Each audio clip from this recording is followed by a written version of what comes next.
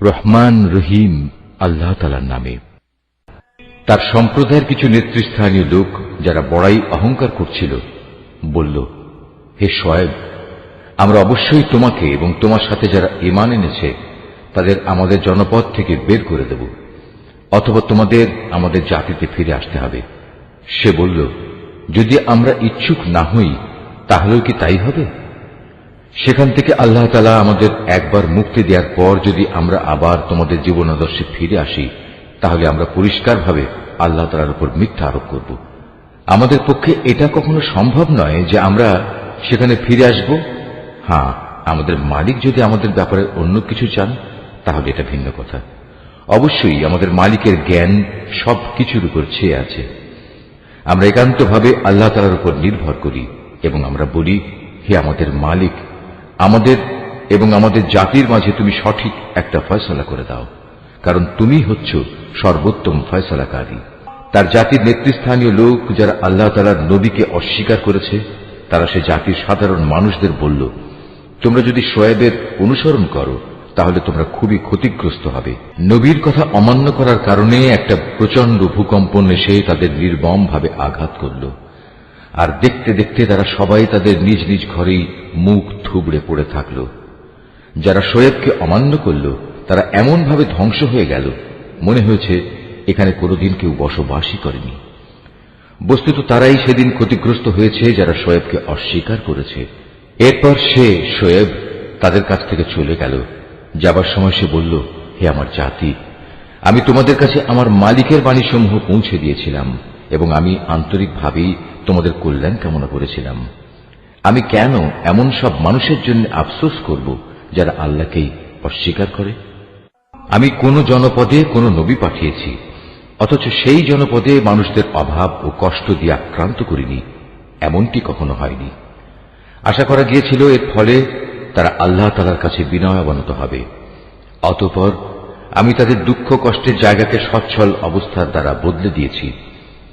এমনকি যখন তারা আমার নিয়ামত দ্বারা প্রাচুর্য লাভ করল তখন তারা আমাকেই ভুলে বসল এবং বলল, সচ্ছলতা ও অসচ্ছলতা আমাদের পূর্বপুরুষদের উপর এসেছে। অতঃপর আমি তাদের এমন আকস্মিকভাবে পাকড়াও করলাম যে তারা টেরও পেল না। অথচ যদি সেই জনপদের মানুষগুলো আল্লাহ তাআলার উপর ঈমান আনত এবং আল্লাহ তাআলাকে ভয় করত তাহলে আমি তাদের উপর আসমান জমিনের যাবতীয় বরকতের দুয়ার খুলে দিতাম, কিন্তু তা না করে তারা আমার নবীকেই মিথ্যা প্রতিপন্ন করল। সুতরাং তাদের কর্মকাণ্ডের জন্য আমি তাদের ভীষণভাবে পাকড়াও করলাম। এ লোকালয়ের মানুষগুলো কি এতই নির্ভয় হয়ে গেছে তারা মনে করে নিয়েছে আমার আযাব নিঝুম রাতে তাদের কাছে আসবে না, যখন তারা গভীর ঘুমে বিভোর হয়ে থাকবে? অথবা তারা কি নির্ভয় হয়ে ধরে নিয়েছে যে আমার আযাব তাদের উপর মধ্যদিনে এসে পড়বে না, যখন তারা খেল তামাশায় মত্ত থাকবে?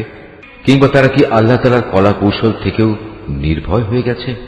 অথচ আল্লাহ তাআলার কলা কৌশল থেকে ক্ষতিগ্রস্ত জাতি ছাড়া অন্য কেউই নিশ্চিন্ত হতে পারে না। আগের লোকদের চলে যাওয়ার পর তাদের জায়গায় যারা পরে দুনিয়ার উত্তরাধিকারী হয়েছে তাদের কি এ বিষয়টি কখনো হেদায়েতের পথ দেখায় না যে আমি ইচ্ছা করলে যে কোনো সময় তাদের অপরাধের জন্য তাদের পাকড়াও করতে পারি এবং এমনভাবে তাদের দিলের উপর মোহর মেরে দিতে পারি যে তারা সত্যের ডাক শুনতেই পাবে না। এই যে জনপদসমূহ যাদের কিছু কিছু কাহিনী আমি তোমাকে শোনাচ্ছি তাদের কাছে আমার সুস্পষ্ট প্রমাণ নিয়ে রাসূলরা এসেছিল, কিন্তু তারা যে বিষয়টি এর আগে অস্বীকার করেছিল তার উপর ঈমান আনল না। আর এভাবেই আল্লাহ তাআলা অবিশ্বাসী কাফেরদের অন্তরে মোহর মেরে দেন। আমি এদের বেশি সংখ্যক মানুষকেই আমার সাথে সম্পাদিত প্রতিশ্রুতি পালনকারী হিসেবে পাইনি, বরং এদের অধিকাংশকেই আমি বড় বড় অপরাধে অপরাধী পেয়েছি। এদের ধ্বংসের পর আমি মূসাকে আমার সুস্পষ্ট নিদর্শন সমূহ দিয়ে ফেরাউন ও তার পরিষদ বর্গের কাছে পাঠিয়েছি, কিন্তু তারাও আমার হেদায়েতের সাথে বাড়াবাড়ি করেছে। আজ তুমি দেখে নাও আমার জমিনে বিপর্যয় সৃষ্টিকারীদের পরিণাম কি হয়েছে। মূসা বলল, হে ফেরাউন, আমি অবশ্যই সৃষ্টিকুলের মালিকের পক্ষ থেকে পাঠানো একজন রাসূল। এটা নিশ্চিত আমি আল্লাহ তাআলা সম্পর্কে সত্য ছাড়া অন্য কিছু বলবো না। আমি অবশ্যই তোমাদের মালিকের পক্ষ থেকে সুস্পষ্ট নিদর্শন নিয়ে এসেছি। অতএব তুমি বনী ইসরায়েলদের মুক্তি দিয়ে আমার সাথে যেতে দাও। ফেরাউন বলল, তুমি যদি সত্যি তেমন কোন নিদর্শন এনে থাকো এবং তুমি যদি তোমার দাবিতে সত্যবাদী হও, তাহলে তার সামনে নিয়ে এসো। অতঃপর সে তার হাতের লাঠিটি মাটিতে নিক্ষেপ করল, সাথে সাথেই তার প্রকাশ্য একটি অজগরে পরিণত হয়ে গেল। অতঃপর সে বুগল থেকে তার হাত বের করল, সাথে সাথে তা উৎসাহী দর্শকদের জন্য চমকাতে লাগল। অবস্থা দেখে ফেরাউনের জাতির প্রধান ব্যক্তিরা বলল, হে তো দেখছি আসলেই একজন সুদক্ষ জাদুকর। আসলে এ ব্যক্তি তোমাদের সবাইকে তোমাদের নিজেদের দেশ থেকেই বের করে দিতে চায়। এই পরিস্থিতিতে তোমরা কি করবে ভাবছ? অতঃপর তারা ফেরাউনকে বলল, আপাতত তাকে এবং তার ভাইকে কিছুদিনের জন্য এমনি থাকতে দাও, এবং এ সুযোগে তোমরা শহরে বন্দরে সরকারি সংগ্রাহক পাঠিয়ে দাও, যেন তারা দেশের সকল দক্ষ জাদুকরদের অবিলম্বে তোমার কাছে এনে হাজির করে। সিদ্ধান্ত মোতাবেক জাদুকররা যখন ফেরাউনের কাছে এলো, তখন তারা বলল, আমরা যদি আজ মুসার মোকাবেলায় বিজয়ী হই, তবে আমাদের জন্য পুরস্কারের ব্যবস্থা থাকবে তো? সে বলল, হ্যাঁ, তা তো অবশ্যই, তোমরাই হবে দরবারের ঘনিষ্ঠতম ব্যক্তিদের অন্যতম। অতঃপর তারা তাদের জাদুর বাণ নিক্ষেপ করে মানুষদের দৃষ্টি শক্তির ওপর জাদু করে ফেলল। এতে করে তারা মানুষদের ভীত আতঙ্কিত করে তুলল। তারা সেদিন সত্যি সত্যিই বড় জাদুমন্ত্র নিয়ে হাজির হয়েছিল। অতঃপর আমি মুসার কাছে ওহী পাঠালাম এবং তাকে বললাম, এবার তুমি জমিনে তোমার লাঠিটি নিক্ষেপ করো। নিক্ষিপ্ত হবার সাথে সাথেই তা জাদুকরদের অলিক বানোয়াটগুলোকে গ্রাস করে ফেলল। অতঃপর সত্য প্রতিষ্ঠিত হয়ে গেল, আর তারা যা কিছু বানিয়ে এনেছিল তা মিথ্যা প্রতিপন্ন হল। সেখানে তারা সবাই পরাভূত হল এবং তারা লাঞ্ছিত হয়ে ফিরে গেল। অতঃপর সত্যের সামনে জাদুকরদের অবনত করে দেয়া হল। তারা সবাই সমস্বরে বলে উঠল, আমরা সৃষ্টিকুলের মালিকের উপর ঈমান আনলাম, যিনি মুসা ও হারুনের মালিক। ঘটনার এই আকস্মিক মোড় পরিবর্তন দেখে ফেরাউন বলল, এ কি, আমি তোমাদের কোন রকম অনুমতি দেওয়ার আগেই তোমরা তার উপর ঈমান আনলে? আসলে আমি বুঝতে পারলাম এ ছিল তোমাদের নিশ্চিত একটা ষড়যন্ত্র। এ নগরে বসেই তোমরা তা পাকিয়েছ, যাতে করে তার অধিবাসীদের তোমরা সেখান থেকে বের করে দিতে পারো। অচিরেই তোমরা এই বিদ্রোহের পরিণাম জানতে পারবে। আমি তোমাদের একদিকের হাত ও অন্যদিকের পাগুলো কেটে ফেলব, এরপর আমি তোমাদের সবাইকে শুলে চড়াবো। তারা বলল, আমরা তো একদিন আমাদের মালিকের কাছে ফিরে যাবই, তাই আমরা তোমার শাস্তির পরোয়া করি না। তুমি আমাদের কাছ থেকে এই কারণেই এই প্রতিশোধ নিচ্ছ যে আমাদের মালিকের নিদর্শন সমূহ যা তার কাছ থেকে আমাদের কাছে এসে পৌঁছেছে, আমরা তার উপর ঈমান এনেছি। আমরা আল্লাহ তাআলার কাছে প্রার্থনা করি, হে আমাদের মালিক, তুমি আমাদের ধৈর্য ধারণ করার ক্ষমতা দাও এবং তোমার অনুগত বান্দা হিসেবে তুমি আমাদের মৃত্যু দিও। ফেরাউনের জাতির সর্দাররা তাকে বলল, তুমি কি মুসা ও তার দলবলকে এই জমিনে বিপর্যয় সৃষ্টি করার জন্য এমনিই ছেড়ে দিয়ে রাখবে এবং তারা তোমাকে ও তোমার দেবতাদের এভাবে বর্জন করেই চলবে? সে বলল, না, তা কখনো হবে না। আমি অচিরেই তাদের ছেলেদের হত্যা করে ফেলব এবং তাদের মেয়েদের আমি জীবিত রাখব। নিঃসন্দেহে আমি তাদের উপর বিপুল ক্ষমতায় ক্ষমতাবান। মুসা এবার তার জাতিকে বলল, তোমরা আল্লাহর কাছে সাহায্য চাও এবং ধৈর্য ধারণ করো। মনে রেখো, অবশ্যই এই জমিন হচ্ছে আল্লাহ তাআলার। তিনি নিজ বান্দাদের মাঝে যাকে চান তাকেই এই জমিনের ক্ষমতা দান করেন। চূড়ান্ত সাফল্য তাদের জন্যই যারা আল্লাহ তাআলাকে ভয় করে। তারা মুসাকে বলল, তুমি আমাদের কাছে নবী হয়ে আসার আগেও আমরা নির্যাতিত হয়েছিলাম, আর এখন তুমি আমাদের কাছে আসার পরও আমরা একইভাবে নির্যাতিত হচ্ছি। এর কি কোনো শেষ হবে না? মুসা বলল, হ্যাঁ হবে, খুব তাড়াতাড়ি সম্ভবত তোমাদের মালিক তোমাদের শত্রুকে ধ্বংস করে দেবেন এবং এই দুনিয়ায় তিনি তোমাদের তার স্থলাভিষিক্ত করবেন। অতঃপর আল্লাহ তাআলা দেখবেন তোমরা কি করো। ক্রমাগত বেশ কয়েক বছর ধরে আমি ফেরাউনের লোকজনদের দুর্ভিক্ষ ও ফসলের স্বল্পতা দিয়ে আক্রান্ত করে রেখেছিলাম। সম্ভবত তারা কিছুটা হলেও বুঝতে পারবে। যখন তাদের উপর ভালো সময় আসত, তখন তারা বলতো, এ তো ছিল আমাদের নিজেদেরই পাওনা।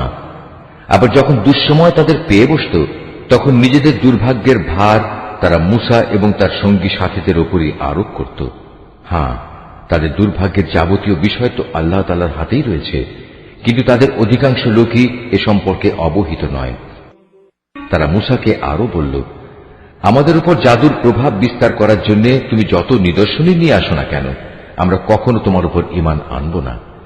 এ ধৃষ্টতার জন্য অতঃপর আমি তাদের উপর ঝড় তুফান দিলাম, পঙ্গপাল পাঠালাম, উকুন ছড়ালাম, ব্যাঙ ছেড়ে দিলাম ও রক্তপাতজনিত বিপর্যয় নাজিল করলাম। এর সব কয়টি তাদের কাছে এসেছিল আমার এক একটা সুস্পষ্ট নিদর্শন হিসেবে, কিন্তু এ সত্ত্বেও তারা অহংকার বড়াই করতেই থাকল। আসলেই তারা ছিল একটি অপরাধী জাতি। যখনই তাদের উপর কোনো বিপর্যয় আসত তখন তারা বলতো, হে মূসা, তোমার প্রতি প্রদত্ত তোমার মালিকের প্রতিশ্রুতি মতো তুমি আমাদের জন্য তোমার মালিকের কাছে দোয়া করো। যদি এবারের মতো আমাদের উপর থেকে এ বিপদ দূর করে দাও, তাহলে অবশ্যই আমরা তোমার উপর ঈমান আনব এবং বনী ইসরায়েলদেরও তোমার সাথে যেতে দেব। অতঃপর যখনই তাদের উপর থেকে একটি নির্দিষ্ট সময়ের জন্য, যে সময়টুকু সেজন্য নির্ধারিত ছিল, সে বালা মুসিবত আমি অপসারণ করে নিতাম, তখন সাথে সাথে তারা ওয়াদা ভঙ্গ করে ফেলত। অতঃপর আমি তাদের কাছ থেকে প্রতিশোধ নিলাম, তাদের আমি অতল সাগরে ডুবিয়ে দিলাম, কেননা তারা আমার নিদর্শন সমূহকে মিথ্যা প্রতিপন্ন করেছিল এবং আমার এ শাস্তি থেকে তারা উদাসীন হয়ে গিয়েছিল। এবার আমি তাদের সত্যি সত্যি ক্ষমতার আসনে বসিয়ে দিলাম। এতদিন যাদের দুর্বল করে রাখা হয়েছিল তাদের আমি এ রাজ্যের পূর্ব পশ্চিম সহ সব কয়টি প্রান্তের অধিকারী বানিয়ে দিলাম, যাতে আমি আমার প্রভূত কল্যাণ ছড়িয়ে দিয়েছি। এভাবেই বনী ইসরায়েলের উপর প্রদত্ত তোমার মালিকের প্রতিশ্রুতির সেই কল্যাণ বাণীর সত্যে পরিণত হল, কেননা তারা ধৈর্য ধারণ করেছিল। ফেরাউন ও তার জাতির যাবতীয় শিল্পকর্ম ও উঁচু প্রাসাদ যা তারা নির্মাণ করেছিল আমি সবকিছুই ধ্বংস করে দিলাম। ফেরাউনকে ডুবিয়ে দিয়ে আমি বনী ইসরায়েলদের সমুদ্র পার করে দিয়েছি। অতঃপর সমুদ্রের এপারে তারা এমন একটি জাতির কাছে এসে পৌঁছল যারা সব সময় তাদের মূর্তিকে পূজা দেওয়ার জন্য বসে থাকত। এদের দেখে বনী ইসরায়েলের লোকেরা বলল, হে মূসা, তুমি আমাদের জন্য এ ধরনের একটি দেবতা বানিয়ে দাও যেমন এদের দেবতা রয়েছে। একথা শুনে সে তাদের বলল, তোমরা হচ্ছ আসলেই এক মূর্খ জাতি। এ লোকেরা যেসব কাজে লিপ্ত রয়েছে তা একদিন ধ্বংস করে দেয়া হবে এবং এরা যা করছে তাও সম্পূর্ণ বাতিল বলে গণ্য হবে। মূসা আরো বলল, আমি কি তোমাদের জন্য আল্লাহ তাআলাকে বাদ দিয়ে অন্য একজন মাবুদ তালাশ করতে যাব? অথচ এই আল্লাহ তাআলাই তোমাদের দুনিয়ার সবকিছুর উপর শ্রেষ্ঠত্ব প্রদান করেছেন। তাছাড়া তোমাদের সে সময়ের কথা স্মরণ করা উচিত যখন আমি তোমাদের ফেরাউনের লোকজনদের কাছ থেকে মুক্ত করেছিলাম। তারা তোমাদের মর্মান্তিক শাস্তি দিত, তারা তোমাদের পুত্র সন্তানদের হত্যা করত আর তোমাদের মেয়েদের তারা জীবিত ছেড়ে দিত। এতে তোমাদের জন্য তোমাদের পরওয়ারদিগারের পক্ষ থেকে এক মহা পরীক্ষা নিহিত ছিল। মূসাকে আমার কাছে ডাকার জন্য আমি 30টি রাত নির্ধারণ করে দিয়েছিলাম, পরে তাতে আরো 10 মিলিয়ে তাকে পূর্ণ করেছি। এভাবেই তার জন্য তার মালিকের নির্ধারিত সময় 40 রাতের মেয়াদ পূর্ণ হয়ে গেল। যাত্রার প্রাক্কালে মূসা তার ভাই হারুনকে বলল, আমার অবর্তমানে আমার লোকদের মাঝে তুমি আমার প্রতিনিধিত্ব করবে, তাদের প্রয়োজনীয় সংশোধনও করবে, কখনো বিশৃঙ্খলা সৃষ্টিকারীদের কথা মতো চলবে না। যখন মূসা আমার সাক্ষাতের জন্য নির্ধারিত স্থানে এসে পৌঁছল এবং তার মালিক তার সাথে কথা বললেন, তখন সে বলল, হে আমার মালিক, আমাকে তোমার কুদরত দেখাও, আমি তোমাকে দেখব। তিনি বললেন, না, তুমি কখনো আমাকে দেখতে পাবে না। তুমি বরং অনতি দূরের পাহাড়টির দিকে তাকিয়ে দেখো, যদি আমার নূর দেখার পর পাহাড়টি স্বস্থানে স্থির হয়ে দাঁড়িয়ে থাকতে পারে তাহলে তুমি অবশ্যই সেখানে আমায় দেখতে পাবে। অতঃপর যখন তার মালিক পাহাড়ের উপর স্বীয় জ্যোতি নিক্ষেপ করলেন তখন তা পাহাড়কে চূর্ণ বিচূর্ণ করে দিল।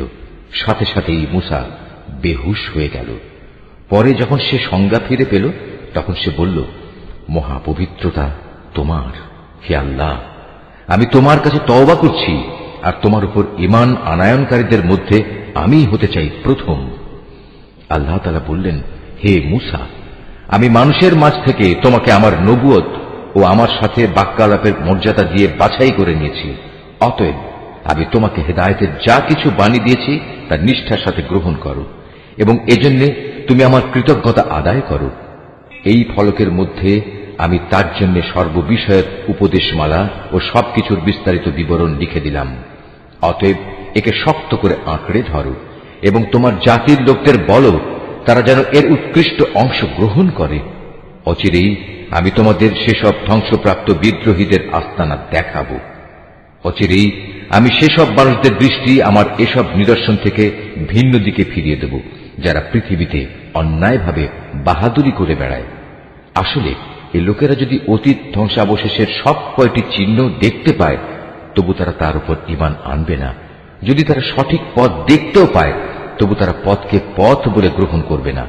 যদি এর কোথাও কোনো বাঁকা পথ তারা দেখতে পায়, তাহলে তাকেই অনুসরণযোগ্য পথ হিসেবে গ্রহণ করবে। এটা এ কারণে যে তারা আমার আয়াতসমূহকে মিথ্যা সাব্যস্ত করেছে, আর এই আযাব থেকেও তারা ছিল উদাসীন। যারা আমার আয়াতসমূহ ও পরকালে আমার সামনাসামনি হওয়ার বিষয়কে অস্বীকার করবে, তাদের সব কার্যকলাপই বিনষ্ট হয়ে যাবে, আর তারা এই দুনিয়ায় যা কিছু করবে তাদের তেমনি প্রতিফল দেয়া হবে।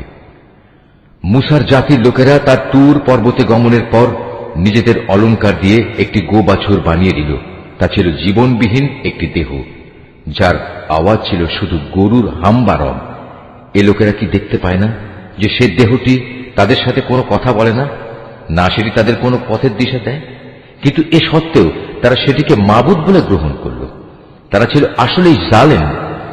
অতঃপর যখন তারা অনুতপ্ত হল এবং নিজেরা এটা দেখতে পেল যে তারা আসলেই গুমরা হয়ে গেছে, তখন তারা বলল, আমাদের মালিক যদি আমাদের উপর দয়া না করেন এবং গোবাছুরকে মাবুদ বানানোর জন্য যদি তিনি আমাদের ক্ষমা না করেন, তাহলে আমরা নিশ্চিত ধ্বংস হয়ে যাব।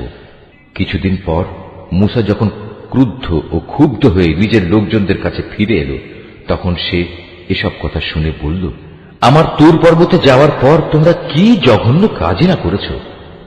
তোমরা কি তোমাদের মালিকের কাছ থেকে কোনো পরিষ্কার আদেশ আসার আগেই তোমাদের মালিকের আদেশের ব্যাপারে তাড়াহুড়া শুরু করলে? রাগে ক্ষোভে সে ফলকগুলো ফেলে দিল এবং তার ভাইয়ের মাথার চুল ধরে তাকে নিজের দিকে টেনে আনল। মুসাকে লক্ষ্য করে সে বলল, হে আমার মায়ের ছেলে সহোদর ভাই, এ জাতির লোকগুলো আমাকে দুর্বল করে দিতে চেয়েছিল। তারা এক পর্যায়ে আমাকে তো মেরেই ফেলতে চেয়েছিল। তুমি আমার সাথে এমন কোনো আচরণ করো না যা শত্রুদের আনন্দিত করে, আর তুমি আমাকে কখনো জালেম সম্প্রদায়ের অন্তর্ভুক্ত করো না। সে মুসা বলল, হে আমার মালিক, আমাকে ও আমার ভাইকে তুমি মাফ করে দাও এবং তুমি আমাদের তোমার রহমতের মধ্যে দাখিল করে নাও। তুমি সবচেয়ে বড় দয়াবান। আল্লাহ তাআলা মুসাকে বললেন, হ্যাঁ, যেসব লোক গরুর বাছুরকে মাবুদ বানিয়েছে, অচিরেই তাদের উপর তাদের মালিকের পক্ষ থেকে গজব আসবে, আর দুনিয়ার জীবনেও তাদের উপর আসবে অপমান এবং লাঞ্ছনা। আল্লাহ তাআলার নামে মিথ্যা কথা রটনাকারীদের আমি এভাবেই শাস্তি দিয়ে থাকি। যেসব লোক অন্যায় কাজ করেছে, এরপর তারা তওবা করেছে এবং যথাযথ ঈমান এনেছে, নিশ্চয়ই এই যথার্থ তওবার পর তোমার মালিক ক্ষমাশীল ও পরম দয়ালু হিসেবে তাদের সাথে আচরণ করবেন। পরে যখন মুসার ক্রোধ কিছুটা প্রশমিত হল, তখন সে তাওরাতের ফলকগুলো তুলে নিল। তার পাতায় হেদায়েত ও রহমত সম্বলিত কথাবার্তা লিখিত ছিল এমন সব লোকের জন্য যারা তাদের মালিককে ভয় করে। মুসা তার সম্প্রদায়ের মধ্যে থেকে এবার 70 জন লোককে আমার প্রতিশ্রুতির সময় সমবেত হওয়ার জন্য বাছাই করে নিল। তখন এক প্রচন্ড ভূকম্পন এসে তাদের আক্রমণ করল। মুসা বলল, হে আমার মালিক, তুমি চাইলে তাদের সবাইকে ও আমাকে আগেই ধ্বংস করে দিতে পারতে। আজ আমাদের মধ্যেকার কয়েকটি নির্বোধ মানুষ যে আচরণ করেছে, তার জন্য তুমি কি আমাদের সবাইকে ধ্বংস করে দেবে? অথচ এ ব্যাপারটা তোমার একটা পরীক্ষা ছাড়া আর কিছুই নয়।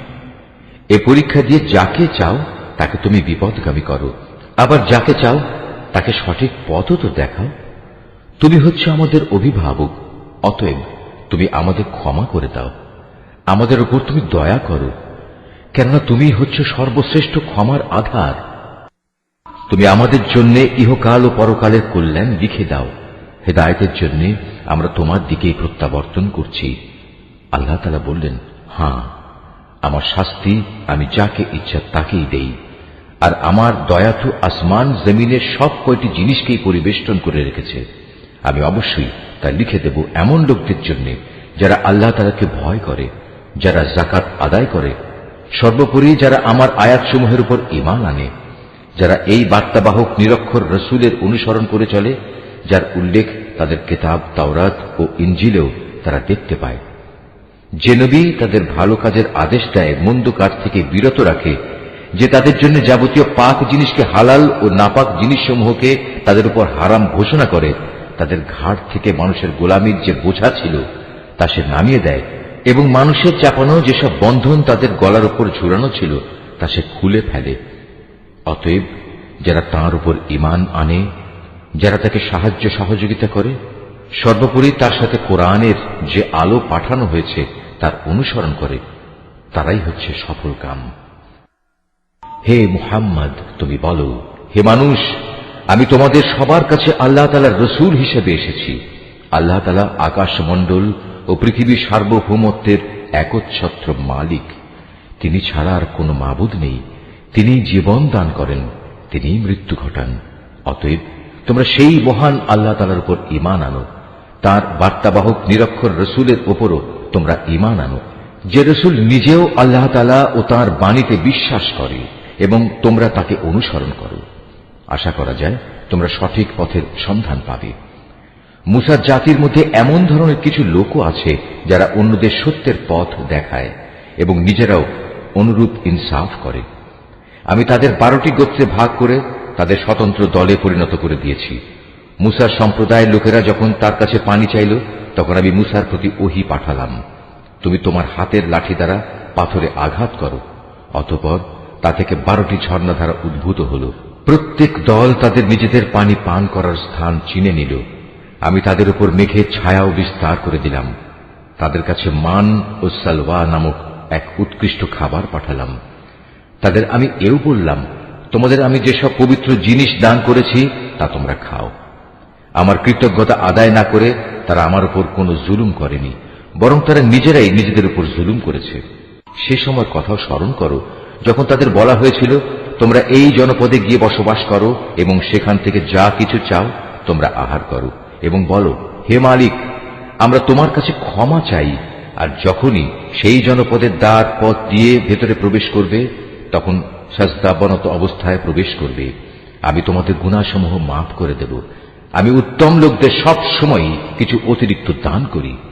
কিন্তু তাদের মধ্যে যারা জালিম ছিল, তারা তাদের যা করতে বলা হয়েছিল তা সম্পূর্ণ বদলে দিয়ে ভিন্ন কথা বলল।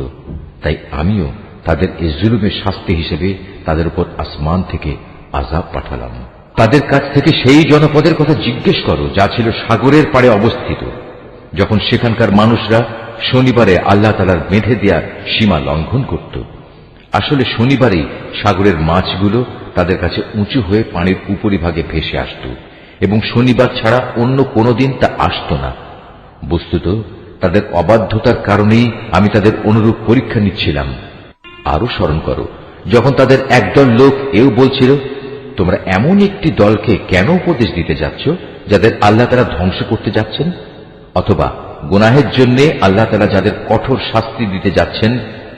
তারা বলল, এটা হচ্ছে তোমাদের মালিকের দরবারে নিজেদের একটা ওজর পেশ করা যে আমরা উপদেশ দিয়েছি এবং হতে পারে তারা এর ফলে সাবধান হবে।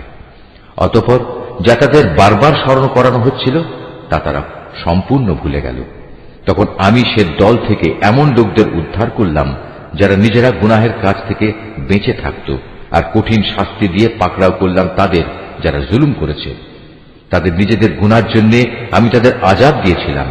তাদের যেসব ঘৃণিত কাজ থেকে নিষেধ করা হয়েছিল, যখন তারা তা ধৃষ্টতার সাথে করে যাচ্ছিল, তখন আমি তাদের বললাম, এবার তোমরা সবাই লাঞ্ছিত বানর হয়ে যাও। স্মরণ করো যখন তোমার মালিক ইহুদিদের উদ্দেশ্যে ঘোষণা দিলেন, তিনি কিয়ামত পর্যন্ত এ জাতির উপর এমন লোকদের শক্তিধর করে পাঠাতে থাকবেন যারা তাদের নিকৃষ্ট ধরনের শাস্তি দিতে থাকবে। একথা নিশ্চিত, তোমার মালিক যেমন সত্য শাস্তি দান করেন, তেমনি তিনি ক্ষমাশীল ও পরম দয়ালু। আমি তাদের দলে দলে বিভক্ত করে জমিনে ছড়িয়ে দিয়েছি। তাদের মধ্যে কিছু নেককার মানুষ ছিল, আবার তাদের কিছু ছিল এর চাইতে ভিন্ন ধরনের।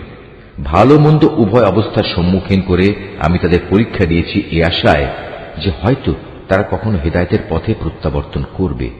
কিন্তু তাদের অযোগ্য উত্তরসূরিরা একের পর এক এই জমিনে তুচ্ছ উত্তরাধিকারী হল। তারা স্বাভাবিকভাবে আল্লাহ তাআলার কিতাবেরও উত্তরাধিকারী হয়ে পড়ে। তারা এই দুনিয়ার ধন সম্পদ করায়ত্ত করে নেয়। অপরদিকে মূর্খের মতো বলতে থাকে, আমাদের শেষ বিচারের দিন মাফ করে দেয়া হবে। কিন্তু অর্জিত সম্পদের অনুরূপ সম্পদ যদি তাদের কাছে এসে পড়ে, তারা সাথে সাথেই তা হস্তগত করে নেয়। অথচ তাদের কাছ থেকে আল্লাহ তাআলার কিতাবের এ প্রতিশ্রুতি কি নেওয়া হয়নি যে তারা আল্লাহ তাআলা সম্বন্ধে সত্য ছাড়া কিছু বলবে না? আল্লাহ তাআলার সেই কিতাবে যা আছে তা তো তারা নিজেরা বহুবার অধ্যয়নও করেছে। আর পরকালীন আবাস, হ্যাঁ, যারা আল্লাহকে ভয় করে তাদের জন্য তো তাই হচ্ছে উত্তম নিবাস। তোমরা কি এ বিষয়টি অনুধাবন করো না? অপরদিকে যারা আল্লাহর কিতাবকে কঠোরভাবে আঁকড়ে ধরে এবং নামাজ প্রতিষ্ঠা করে, তারা যেন জেনে রাখে, আমি কখনো সংশোধনকারীদের বিনিময় নষ্ট করি না। যখন আমি তাদের মাথার উপর পাহাড়কে উঁচু করে রেখেছিলাম, মনে হচ্ছিল তা যেন একটি ছায়া। তারা তো ধরেই নিয়েছিল তা বুঝি এখনই তাদের উপর পড়ে যাবে। আমি তাদের বললাম, তোমাদের আমি হেদায়েত সম্বলিত যে কিতাব দিয়েছি তা কঠোরভাবে আঁকড়ে ধরো এবং তাতে যা কিছু আছে তা বারবার স্মরণ করো। এর ফলে আশা করা যায় তোমরা বেঁচে থাকতে পারবে। তোমরা স্মরণ করো যখন তোমাদের মালিক আদম সন্তানের পৃষ্ঠদেশ থেকে তাদের পরবর্তী সন্তান সন্ততিদের বের করে এনেছেন এবং তাদের নিজেদের ওপর এ মর্মে আনুগত্যের স্বীকারোক্তি আদায় করেছেন যে আমি কি তোমাদের মালিক নই? তারা সবাই বলল, হ্যাঁ, নিশ্চয়ই আমরা সাক্ষ্য দিলাম। এর উদ্দেশ্য ছিল যেন কিয়ামতের দিন তোমরা একথা বলতে না পারো, আমরা তো এ বিষয়ে অনবহিত ছিলাম। কিংবা একথা যেন না বলো যে আল্লাহর সাথে শিরক তো আমাদের বাপদাদারা আগে করেছে, আর আমরা তো ছিলাম তাদের পরবর্তী বংশধর। বাতিলপন্থীদের কার্যক্রমের জন্য কি তুমি আমাদের ধ্বংস করবে? এভাবেই আমি অতীতের দৃষ্টান্তসমূহ তাদের কাছে খোলাখুলি বর্ণনা করি, এই আশায় যে এরা সোজা পথে ফিরে আসবে। হে মুহাম্মদ, তুমি তাদের কাছে এমন একটি মানুষের কাহিনী পড়ে শোনাও যার কাছে আমি নবীর মাধ্যমে আমার আয়াতসমূহ নাযিল করেছিলাম, কিন্তু সে পরে আমার আয়াত থেকে বিচ্যুত হয়ে পড়ে। অতঃপর শয়তান তার পিছু নেয় এবং সে সম্পূর্ণ গোমরাহ লোকদের দলভুক্ত হয়ে পড়ে। অথচ আমি চাইলে তাকে এই আয়াতসমূহ দ্বারা উচ্চ মর্যাদা দান করতে পারতাম, কিন্তু সে তো ঊর্ধ্বমুখী আসমানের বদলে নিম্নমুখী জমিনের প্রতি আসক্ত হয়ে পড়ে এবং পার্থিব কামনা বাসনার অনুসরণ করে। অতঃপর তার উদাহরণ হচ্ছে কুকুরের উদাহরণের মতো। যদি তুমি তাকে দৌড়াতে থাকো, তবু সে জিহ্বা বের করে হাঁপাতে থাকে, আবার তোমরা সেটিকে ছেড়ে দিলেও জিহ্বা ঝুলিয়ে হাঁপাতে থাকে। এ হচ্ছে তাদের দৃষ্টান্ত যারা আমার আয়াতসমূহ অস্বীকার করে। এ কাহিনীগুলো তাদের তুমি পড়ে শোনাও, হয়তোবা তারা চিন্তা গবেষণা করবে। যে সম্প্রদায়ের লোকেরা আমার নিদর্শনসমূহ মিথ্যা সাব্যস্ত করে, তারা নিজেরাই নিজেদের উপর জুলুম করে আসছে। তাদের উদাহরণ কতই না নিকৃষ্ট। আল্লাহ তাআলা যাকে পথ দেখান সে সঠিক পথ প্রাপ্ত হবে, আবার যাকে তিনি গোমরাহ করেন তারা হয়ে পড়ে ভীষণ ক্ষতিগ্রস্ত। বস্তুত বহু সংখ্যক মানুষ ও জিন আছে যাদের আমি জাহান্নামের জন্য পয়দা করেছি। তাদের কাছে যদিও বোঝার মতো দিল আছে, কিন্তু তা দিয়ে তারা চিন্তা করে না। তাদের কাছে দেখার মতো চোখ থাকলেও তারা তা দিয়ে সত্য দেখে না। আবার তাদের কাছে শোনার মতো কান আছে, কিন্তু তারা সে কান দিয়ে সত্য কথা শোনে না। আসলে এরা হচ্ছে জন্তু জানোয়ারের মতো, এবং কোন কোন ক্ষেত্রে তাদের চাইতেও এরা বেশি বিভ্রান্ত। এসব লোকেরা দারুণ উদাসীন। আল্লাহ তাআলার জন্যেই যাবতীয় সুন্দর নামসমূহ নিবেদিত রয়েছে। অতএব তোমরা সেসব ভালো নামেই তাকে ডাকো এবং সেসব লোকের কথা ছেড়ে দাও যারা তার নামে বিকৃতি ঘটায়। যা কিছু তারা দুনিয়া জীবনে করে এসেছে, অচিরেই তার যথাযথ ফল তারা পাবে। আমি যাদের সৃষ্টি করেছি সে মানুষ ও জিনদের মাঝে আবার এমন একটি দল আছে যারা মানুষকে সঠিক পথের দিকে ডাকে এবং সে মতে নিজেরাও নিজেদের জীবনে ইনসাফ কায়েম করে। যারা আমার আয়াতসমূহকে মিথ্যা প্রতিপন্ন করে, ক্রমে ক্রমে আমি তাদের এমন ভাবে ধ্বংসের দিকে ঠেলে নিয়ে যাব তারা তা টেরও পাবে না। আমি তাদের বিদ্রোহের জন্য অবকাশ দিয়ে রাখব এবং এ ব্যাপারে আমার কৌশল অত্যন্ত শক্ত। তারা কি কখনো চিন্তা করে দেখে না যে তাদের সাথী মুহাম্মদ কোনো পাগল নয়? সে তো হচ্ছে আযাবের একজন সুস্পষ্ট সতর্ককারী মাত্র।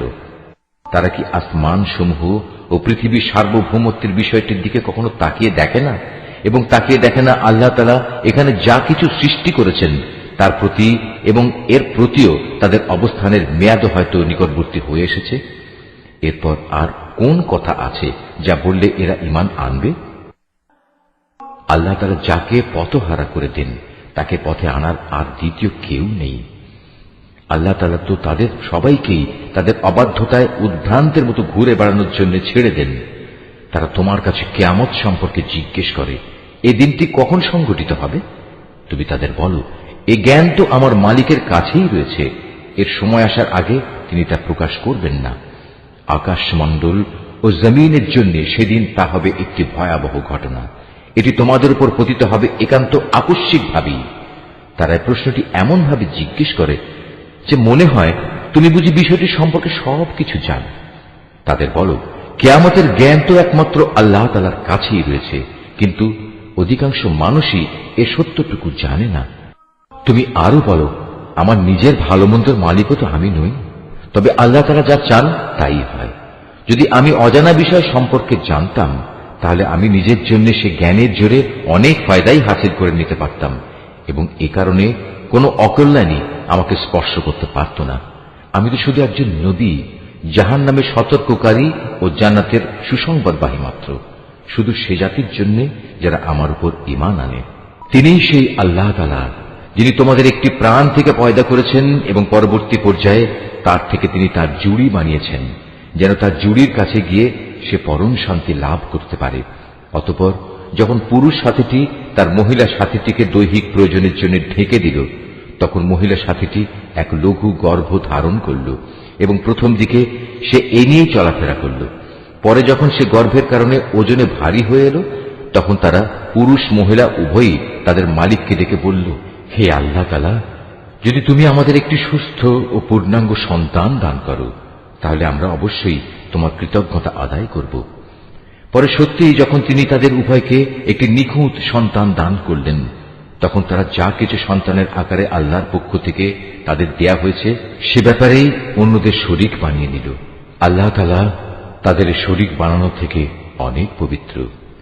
এরা কি আল্লাহ তাআলার সাথে এমন কিছুকে শরীক মনে করে যারা কিছুই সৃষ্টি করতে পারে না, বরং তাদের নিজেদেরই সৃষ্টি করা হয়। তারা তাদের কাউকে কোন রকম সাহায্য করতে সক্ষম নয় এবং তারা নিজেদেরও কোন রকম সাহায্য করতে পারে না। তোমরা যদি এ মূর্খ লোকদের হেদায়েতের পথের দিকে আহ্বান করো, তারা তোমাদের কথা শুনবে না। তাই তোমরা তাদের হেদায়েতের পথে ডাকো কিংবা চুপ করে থাকো, উভয়টাই তোমাদের জন্য সমান কথা। আল্লাহ তাআলাকে বাদ দিয়ে তোমরা যাদের সাহায্যের জন্য ডাকো তারা তো তোমাদের মতোই কতিপয় বান্দা। তোমরা তাদের ডেকেই দেখো না। তোমরা তোমাদের দাবিতে সত্যবাদী হলে তাদের উচিত তোমাদের ডাকে সাড়া দেয়া। তাদের কি কোনো পা আছে যার উপর ভর দিয়ে তারা চলতে পারে? অথবা তাদের কি কোনো ক্ষমতাধর হাত আছে যা দিয়ে তারা সবকিছু ধরতে পারে? কিংবা তাদের কোনো চোখ আছে যা দিয়ে তারা সবকিছু দেখতে পারে? কিংবা আছে তাদের কোনো কান যা দিয়ে তারা শুনতে পারে? তুমি বলো, তোমরা ডাকো তোমাদের শরীকদের, এরপর তোমরা আমার বিরুদ্ধে ষড়যন্ত্র করো। ষড়যন্ত্র করার সময় আমাকে কোনো অবকাশও দিও না। তুমি তাদের বলো, নিশ্চয়ই আমার অভিভাবক হচ্ছেন একমাত্র আল্লাহ, যিনি কিতাব নাজিল করেছেন। তিনি হামেশাই ভালো লোকদের অভিভাবকত্ব করেন। আল্লাহ তাআলাকে বাদ দিয়ে যাদের তোমরা ডাকো তারা তোমাদের কোন রকম সাহায্য করতে সক্ষম নয়, এমনকি তারা নিজেদেরও কোন রকম সাহায্য করতে পারে না। তোমরা যদি কখনো তাদের হেদায়েতের পথে আসার আহ্বান জানাও তবে তারা শুনতেই পাবে না। কথা বলার সময় যদিও তুমি দেখছো তারা তোমার দিকেই চেয়ে আছে, কিন্তু এরা সত্য দেখতেই পায় না। হে মুহাম্মদ, এদের সাথে তুমি ক্ষমার নীতি অবলম্বন করো, নেক কাজের আদেশ দাও এবং মূর্খ লোকদের তুমি এড়িয়ে চলো।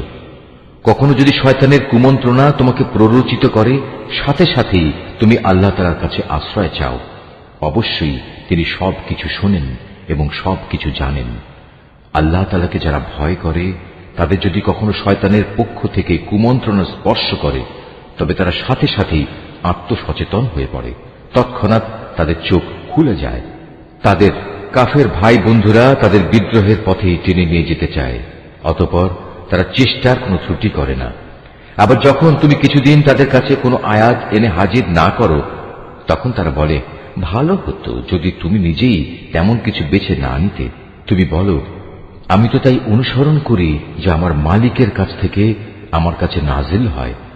আরে কোরআন হচ্ছে তোমাদের মালিকের কাছ থেকে নাজিল করা অন্তর্দৃষ্টি সম্পন্ন জ্ঞান। যারা ঈমান এনেছে এ কিতাব তাদের জন্য হেদায়েত ও রহমত। যখন তোমার সামনে কোরআন তেলাওয়াত করা হয় তখন মনোযোগের সাথে তা শোনো এবং নিশ্চুপ থাকো। আশা করা যায় এর ফলে তোমাদের উপর দয়া করা হবে। হে নবী, তোমার মালিককে স্মরণ করো মনে মনে, সকাল সন্ধ্যায় সবিনয়ে এবং সশঙ্ক চিত্তে। অনুচ্চ স্বরের কথাবার্তা দিয়েও তাকে তুমি স্মরণ করো, কখনো তার স্মরণ থেকে গাফেল হয়েও না। এই আয়াতটি যিনি তেলাওয়াত করবেন এবং যিনি এই আয়াতটির তেলাওয়াত শুনবেন তাদের সবাইকে এখানে একটি সাজদা আদায় করতে হবে। এটা ওয়াজিব। নিঃসন্দেহে যারা তোমার মালিকের একান্ত সান্নিধ্যে আছে তারা কখনো অহংকার করে তার ইবাদত থেকে বিরত থাকে না। তারা তাঁর তাসবিহ করে এবং তার সামনে সাজদা করে। সূরা আল আনফাল। রহমান রহিম আল্লাহ তাআলার নামে। হে মুহাম্মদ, লোকেরা তোমার কাছে যুদ্ধলব্ধ ও যুদ্ধে পরিত্যক্ত অতিরিক্ত মাল সামান সম্পর্কে আল্লাহ তাআলার হুকুম জানতে চাচ্ছে। তুমি তাদের বলো, এ অতিরিক্ত সম্পদ হচ্ছে মূলত আল্লাহ তাআলার জন্য এবং তার রাসূলের জন্য। অতএব এ ব্যাপারে তোমরা আল্লাহ তাআলাকে ভয় করো এবং এ নির্দেশের আলোকে নিজেদের মধ্যেকার সম্পর্ক সংশোধন করে নাও। আল্লাহ তাআলা এবং তার রাসূলের আনুগত্য করো যদি তোমরা সত্যিকার অর্থে মোমেন হয়ে থাকো। মোমেন তো হচ্ছে সে সব লোক যাদের আল্লাহ তাআলাকে স্মরণ করানো হলে তাদের হৃদয় কম্পিত হয়ে ওঠে এবং যখন তাদের সামনে তার আয়াতসমূহ তেলাওয়াত করা হয় তখন তাদের ঈমান বৃদ্ধি পায় এবং তারা সব সময় তাদের মালিকের উপর নির্ভর করে। যারা নামাজ প্রতিষ্ঠা করে এবং আমি তাদের যা কিছু অর্থ সম্পদ দান করেছি তা থেকে তারা আমারই পথে খরচ করে। মূলত এ গুণসম্পন্ন লোকেরাই হচ্ছে সত্যিকার মুমিন। তাদের মালিকের কাছে তাদের জন্য বিপুল মর্যাদা, ক্ষমা ও সম্মানজনক জীবিকার ব্যবস্থা রয়েছে। সেভাবেই তোমাদের বের হওয়া উচিত ছিল, যেভাবে তোমার মালিক তোমাকে তোমার বাড়ি থেকে বের করে এনেছেন। অথচ মুমিনদের একদল লোক তো এ কাজ তখন পছন্দই করেনি। সত্য তোমার কাছে প্রকাশিত হওয়ার পরও এরা তোমার সাথে বিতর্কে লিপ্ত হচ্ছে। মনে হচ্ছিল তারা যেন দেখতে পাচ্ছে ধীরে ধীরে মৃত্যুর দিকেই তাদের ঠেলে দেয়া হচ্ছে। স্মরণ করো যখন আল্লাহ তাআলা তোমাদের প্রতিশ্রুতি দিচ্ছিলেন দুটি দলের মধ্যে একটি দল তোমাদের করায়ত্ত হবে। তোমরা তখন চাচ্ছিলে দুর্বল ও নিরস্ত্র দলটি তোমাদের করায়ত্ত হোক। অথচ আল্লাহ তাআলা স্বীয় কথা দ্বারা সত্য প্রতিষ্ঠিত করতে চাচ্ছিলেন এবং এর মাঝ দিয়ে তিনি কাফেরদের শেকড় কেটে তাদের নির্মূল করে দিতে চেয়েছিলেন। এর উদ্দেশ্য ছিল সত্য যেন তার সত্য রূপ নিয়ে প্রতিষ্ঠিত হতে পারে এবং বাতিল যাতে করে বাতিলের মতোই নির্মূল হয়ে যেতে পারে, যদিও পাপিষ্ঠরা এতে অসন্তুষ্ট হয়। আরো স্মরণ করো যখন তোমরা তোমাদের মালিকের কাছে কাতর কণ্ঠে ফরিয়াদ পেশ করছিলে, আল্লাহ তাআলা তোমাদের ফরিয়াদ কবুল করেছিলেন এবং বলেছিলেন, হ্যাঁ, আমি তোমাদের এই যুদ্ধের ময়দানে পরপর 1000 ফেরেশতা পাঠিয়ে সাহায্য করব। আল্লাহ তাআলা তোমাদের শুভ সংবাদ দেয়া ও তা দিয়ে তোমাদের মনকে প্রশান্ত করার উদ্দেশ্যেই এটা বলেছিলেন। নতুবা আসল সাহায্য তো আল্লাহ তাআলার কাছ থেকেই আসে। নিশ্চয়ই আল্লাহ তাআলা পরাক্রমশালী ও প্রজ্ঞামান। আরো স্মরণ করো যখন আল্লাহ তাআলা তার নিজের পক্ষ থেকে তোমাদের নিরাপত্তা ও স্বস্তির জন্য তোমাদের তন্দ্রায় আচ্ছন্ন করে দিয়েছেন এবং তোমাদের উপর তিনি আকাশ থেকে বৃষ্টির পানি নাজিল করেছেন। উদ্দেশ্য ছিল এ পানি দ্বারা তিনি তোমাদের ধুয়ে পাক সাফ করবেন, তোমাদের মন থেকে শয়তানের অপবিত্রতা দূর করবেন, তোমাদের মনে সাহস বৃদ্ধি করবেন। সর্বোপরি যুদ্ধের ময়দানে তিনি এর মাধ্যমে তোমাদের কদম মজবুত করবেন। তাও স্মরণ করো যখন তোমার মালিক ফেরেশতাদের কাছে ওহী পাঠিয়ে বললেন, আমি তোমাদের সাথেই আছি, অতএব তোমরা মুমিনদের সাহস দাও, তাদের কদম অবিচল রাখো। অচিরেই আমি কাফেরদের মনে দারুণ এক ভীতির সঞ্চার করব। অতএব তোমরা তাদের ঘাড়ের উপর আঘাত হানো এবং তাদের হাড়ের প্রত্যেক জোড়ায় জোড়ায় আঘাত করো। এই কাজটা এ কারণে করা প্রয়োজন, এরা আল্লাহ তাআলা ও তার রাসূলের বিরুদ্ধে মোকাবেলায় নেমেছে। আর যারাই এভাবে আল্লাহ তাআলা ও তার রাসূলের বিরোধিতা করে তাদের জানা উচিত আল্লাহ তাআলা তাদের কঠোর আযাব দেবেন। হে কাফেররা, এ হচ্ছে তোমাদের যথার্থ পাওনা। এবার ভালো করে তোমরা এর স্বাদ গ্রহণ করতে থাকো। কাফেরদের জন্য দোজখের ভয়াবহ আযাব রয়েছে। হে মুমিন বান্দারা, তোমরা যখন যুদ্ধের ময়দানে কাফেরদের মুখোমুখি মোকাবেলা করবে তখন কখনো পৃষ্ঠ প্রদর্শন করবে না। জেনে রেখো, এই যুদ্ধের দিন যে ব্যক্তি তার পৃষ্ঠ প্রদর্শন করবে সে অবশ্যই আল্লাহ তাআলার গজবে পতিত হবে। তবে যুদ্ধের কৌশল হিসেবে কিংবা নিজ বাহিনীর সাথে মিলিত হবার উদ্দেশ্য ছাড়া যদি কেউ এমনটি করে তাহলে তার জন্য জাহান্নামই হবে একমাত্র আশ্রয়স্থল। আর জাহান্নাম সত্যিই নিকৃষ্ট জায়গা। যারা নিহত হয়েছে তাদের তোমরা কেউই হত্যা করনি, বরং আল্লাহ তাআলাই তাদের হত্যা করেছেন। আর তুমি যখন তাদের প্রতি তীর নিক্ষেপ করছিলে, মূলত তুমি নিক্ষেপ করনি, করেছেন আল্লাহ তাআলা স্বয়ং। তিনি এর মাধ্যমে মুমিনদের উত্তম পুরস্কার দান করে তাদের বিজয় দিতে চেয়েছেন। নিঃসন্দেহে আল্লাহ তাআলা সবকিছু শোনেন এবং সবকিছু জানেন। এটা হচ্ছে তোমাদের বিষয় এবং তোমাদের ব্যাপারে তার নীতি। অবশ্যই আল্লাহ তাআলা কাফেরদের ষড়যন্ত্র দুর্বল করে দেন। হে কাফেররা, তোমরা একটা সিদ্ধান্ত চেয়েছিলে, হ্যাঁ, আজ সে সিদ্ধান্তকর মুহূর্তটি তোমাদের সামনে এসে গেছে। যদি এখনো তোমরা যুদ্ধ থেকে বিরত হতে চাও তাহলে তা তোমাদের জন্য কল্যাণকর হবে। তোমরা যদি আবার যুদ্ধের জন্য ফিরে আসো তাহলে আমরাও ময়দানে ফিরে আসব। আর তোমাদের বাহিনীর সংখ্যা যতই বেশি হোক না কেন তা তোমাদের কোনোই উপকারে আসবে না, কারণ আল্লাহ তাআলা ঈমানদারদের সাথেই রয়েছেন। হে ঈমানদার লোকেরা, তোমরা আল্লাহ তাআলা ও তার রাসূলের আনুগত্য করো, কখনো তার কাছ থেকে মুখ ফিরিয়ে নিও না, বিশেষ করে যখন তোমরা সবকিছু শুনতেই পাচ্ছ। তোমরা তাদের মতো হয়েও না যারা মুখে বলে, হ্যাঁ আমরা নবীর কথা শুনলাম, কিন্তু তারা আসলে কিছুই শোনে না। আল্লাহ তাআলার কাছে তার সৃষ্টির নিকৃষ্টতম জীব হচ্ছে সেই বধির ও মূক মানুষগুলো যারা সত্য দিন সম্পর্কে কিছুই বোঝে না। আল্লাহ তাআলা যদি জানতেন এদের ভেতর সামান্য কোনো ভালো গুণও অবশিষ্ট আছে তাহলে তিনি তাদের অবশ্যই হেদায়েতের কথা শোনাতেন। অবশ্য তিনি তাদের শোনালেও তারা তাকে উপেক্ষাই করত এবং অন্যদিকে ফিরে যেত। হে ঈমানদার লোকেরা, তোমরা আল্লাহ তাআলা ও তার রাসূলের ডাকে সাড়া দাও যখন তিনি তোমাদের এমন কিছুর দিকে ডাকেন যা তোমাদের সত্যিকার অর্থে জীবন দান করবে। এই কথাটা জেনে রেখো, আল্লাহ তাআলা মানুষ ও তার হৃদয়ের মাঝামাঝি স্থানে অবস্থান গ্রহণ করেন।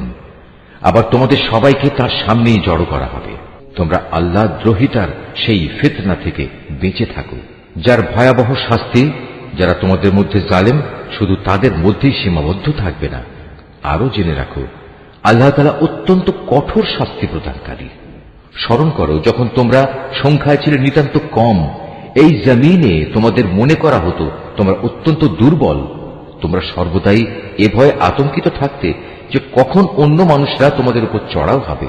অতঃপর আল্লাহ তাআলা তোমাদের একটি ভূখণ্ডে আশ্রয় দিলেন, তার একান্ত সাহায্য দিয়ে তিনি তোমাদের শক্তিশালী করলেন এবং তিনি এ আশায় তোমাদের বহুবিধ উত্তম জিনিস দান করলেন যে তোমরা আল্লাহর এসব নিয়ামতের শুকর আদায় করবে।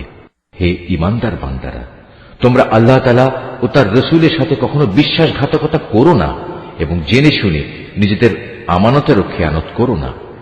জেনে রেখো, তোমাদের মাল সম্পদ ও সন্তান সন্ততি হচ্ছে আল্লাহ তাআলার পক্ষ থেকে পরীক্ষা মাত্র। যে এ পরীক্ষায় উত্তীর্ণ হবে তার জন্য আল্লাহ তাআলার কাছে মহা প্রতিদান রয়েছে। হে ঈমানদার লোকেরা, তোমরা যদি আল্লাহকে ভয় করে চলো তাহলে তিনি তোমাদের জন্য অন্যদের সাথে পার্থক্য নির্ণয়কারী স্বতন্ত্র মর্যাদা দান করবেন। তিনি তোমাদের গুনাহসমূহ মিটিয়ে দেবেন, তিনি তোমাদের ক্ষমা করে দেবেন। আল্লাহ তাআলার দান আসলেই অনেক বড়। স্মরণ করো যখন কাফেররা তোমার বিরুদ্ধে ষড়যন্ত্র করছিল, তারা তোমাকে বন্দী করবে অথবা তোমাকে হত্যা করবে কিংবা তোমাকে আপন ভূমি থেকে নির্বাসিত করে দেবে। এ সময় একদিকে তারা তোমার বিরুদ্ধে ষড়যন্ত্র করছিল, আরেকদিকে আল্লাহ তাআলাও তোমার পক্ষে কৌশল চালিয়ে যাচ্ছিলেন। আর আল্লাহ তাআলাই হচ্ছেন সর্বোৎকৃষ্ট কৌশলী।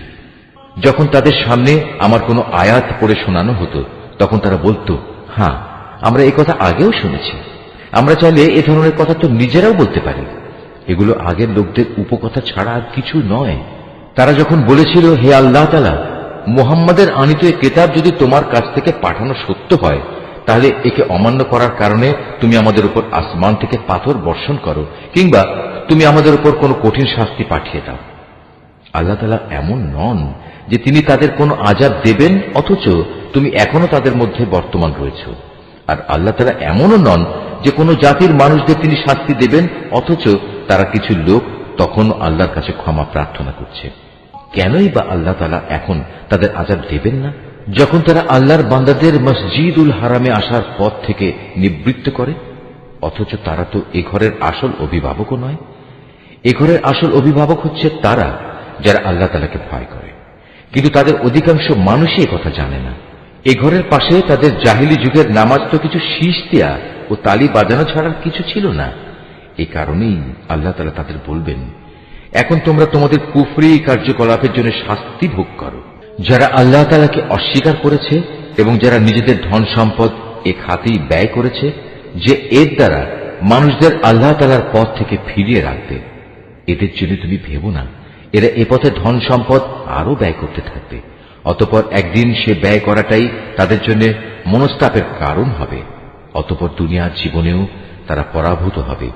আর যারা কুফরি করেছে, আখিরাতে তাদের সবাইকে জাহান্নামের পাশে একত্রিত করা হবে।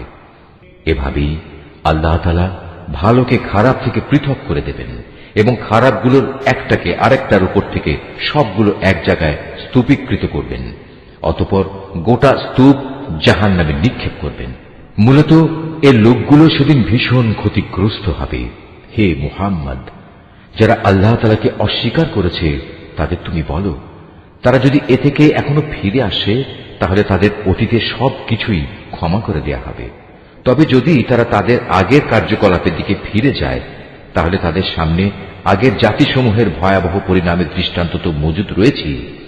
হে ঈমানদার লোকেরা, তোমরা কাফেরদের বিরুদ্ধে লড়াই করতে থাকো যতক্ষণ না আল্লাহর জমিনে কুফরির ফিতনা বাকি থাকবে এবং দ্বীন সম্পূর্ণভাবে আল্লাহ তাআলার জন্যই নির্দিষ্ট হয়ে যাবে। হ্যাঁ, তারা যদি কুফর থেকে নিবৃত্ত হয় তাহলে আল্লাহ তাআলাই হবেন তাদের কার্যকলাপের পর্যবেক্ষণকারী। এ সব কিছু সত্ত্বেও যদি তারা সত্য থেকে মুখ ফিরিয়ে নেয় তাহলে তোমরা জেনে রেখো, আল্লাহ তাআলাই হচ্ছেন তোমাদের অভিভাবক।